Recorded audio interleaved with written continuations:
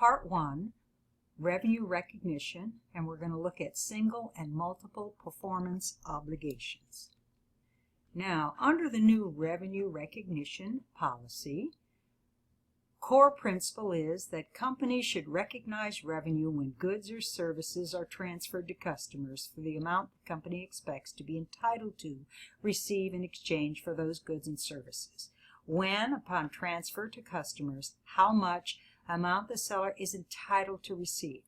Now, the reason that revenue recognition has become so complicated is because of the internet and because of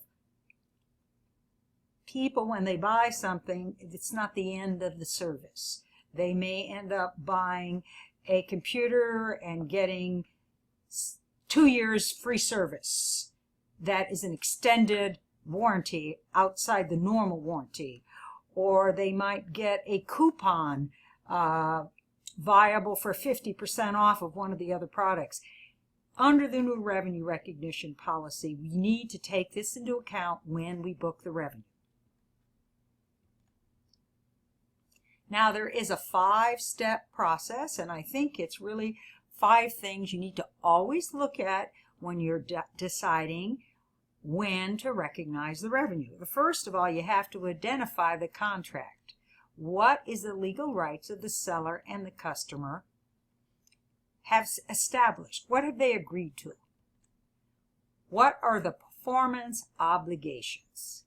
A performance obligation is a promise to transfer a good or service that is distinct, which is the case if the good or service is both capable of being distinct and separately identifiable.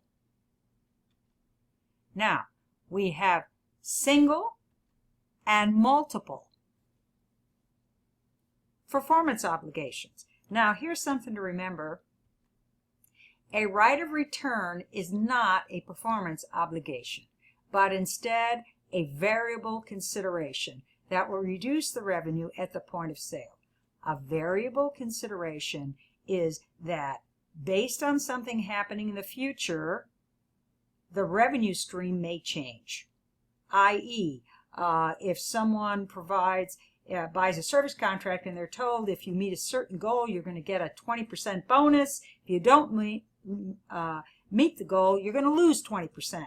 And that would be considered variable consideration, and that must be taken into consideration at the point of sale. And we'll go through some examples like that. Now, step 3, we need to determine the transaction price, the amount the seller is entitled to receive from the customer. We have to then allocate the transaction price. If there is a single performance obligation, no allocation is required except if there is variable consideration, which again is a potential change in the revenue amount. Then there will be an allocation. And multiple performance obligations. Allocate a portion to each performance obligation. This is always done based on fair market value. Now, a PO is a performance obligation, just so you know that. And then our last step is recognize the revenue when or as each performance obligation is satisfied. Again, we can have single, which is at a point in time or over a period of time, and we can have multiple at whatever time is appropriate for each performance obligation. Now we're going to look at a couple examples. Now, in this example, Mike sold 10 vacuum cleaners for $500 that include a 1-year warranty that covers any product defect. When customers buy the vacuum cleaner, they have the option of buying an extended 3-year warranty that covers breakage and maintenance. The extended warranty sells at the same price regardless of when purchased for $75. How many performance obligations are there, and what is the journal if purchased on account? Now, we'll go through our 5-step process. First, identify the contract, which is to provide 10 vacuum cleaners. Identify the performance obligation. There is one performance obligation, provide 10 vacuums. The 1-year warranty that is included as part of the purchase is not a performance obligation, but rather is part of the obligation to deliver a vacuum of appropriate quality. And what we do here is we would set up a warranty reserve. That's how we would offset that. Determine the transaction price. The transaction price of 10 vacuums times the amount equals $5,000 were recorded when ownership has transferred. Now there's only one performance obligation, so it's the whole $5,000. And we will recognize it upon delivery or when goods transfer. So, what does it look like for a journal? Accounts receivable, since they were on account, 10 times 500 vacuums. Remember when you're doing your homework to take into consideration how many units are sold. The sales revenue. So that would be how we would handle this particular problem, which is the way it used to be. This is how you would record a sale. Now we're going to look at recognizing revenue over a period of time if any of the following 3 criteria are met. The customer consumes the benefit of the seller's work as it is performed. Example would be a cleaning service. The customer controls the asset as it is created, constructing a building. The seller is creating an asset that has no alternative use to the seller, and the seller has the legal right to receive payment for progress to date. Revenue is recognized in proportion to the amount of performance obligation that has been satisfied. So now we're going to look at an example. Now, Company A signs a contract to provide equipment, including installation and a 2-year service agreement at no extra charge. The equipment sells for $1 million with or without the installation and service agreement. Payment is due 1 month after installation. The installation has a fair market value of $60,000 and the service contract has a value of $40,000 if sold separately. The cost of the equipment is $550,000. The equipment is delivered on June 1st and installation is completed on August 1st. Payment is received on September 1st. What are our journal entries? So, what information do we need? Well, we know they have to provide equipment, installation, and a service agreement. We know that it sells for $1 million, and we know the fair market value of 2 of the items, which is the installation and the service contract. We also know that our cost of goods sold is $550,000. Now we know what to do. Now we're going to go again through our 5-step process.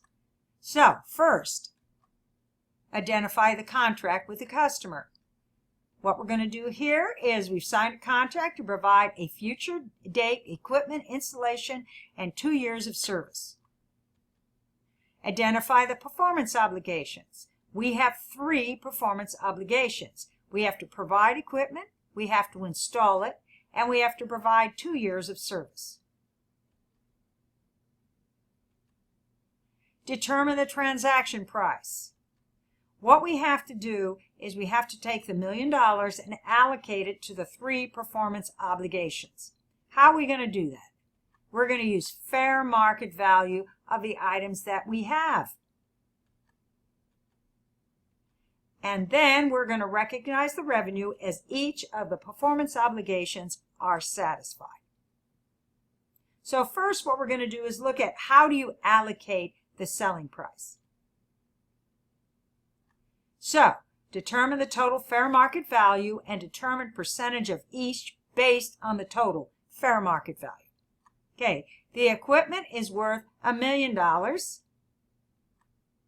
Now, you're always going to divide by the total fair market value. So what we have to do is go through this process first, and we know the total fair market value is $1,100,000. We then divide each of the elements by their by the total fair market value. So the equipment, $1 million is divided by $1,100,000. 100,000, which means it's 91% of the total. Then we get installation and service, and when we add those numbers up, remember they have to equal 100%. Now we're going to allocate the sales price based on the percentages. So for the equipment, we're going to take the million times 91%. We're going to do the installation and then the service. And when we add those up, we must get $1 million. Okay, so it must equal 100%, and the total sales price after you allocate has to equal $1 million. Now we can go ahead and do our journal entries. When the contract is signed, we do nothing. June 1st, we've delivery of the equipment. It's our first performance obligation. We're going to book our accounts receivable, and we're going to then book our unearned service revenue for our installation and service. Now, under the new revenue recognition rules, you record unearned revenue even though you did not get an advance payment because the contract sets up the liability. That's what's different between the way we used to record revenue. You used to only record unearned revenue when you got cash in advance of providing services. No more. Now, if we sign a contract and we have parts to fulfill, we're going to record that as unearned service revenue because it becomes a liability if we don't do it.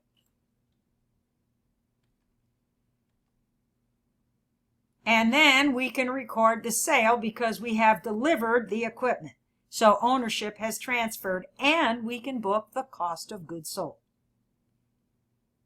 Next, on August 1st, our second performance obligation, we have installed the equipment, so we can book that revenue.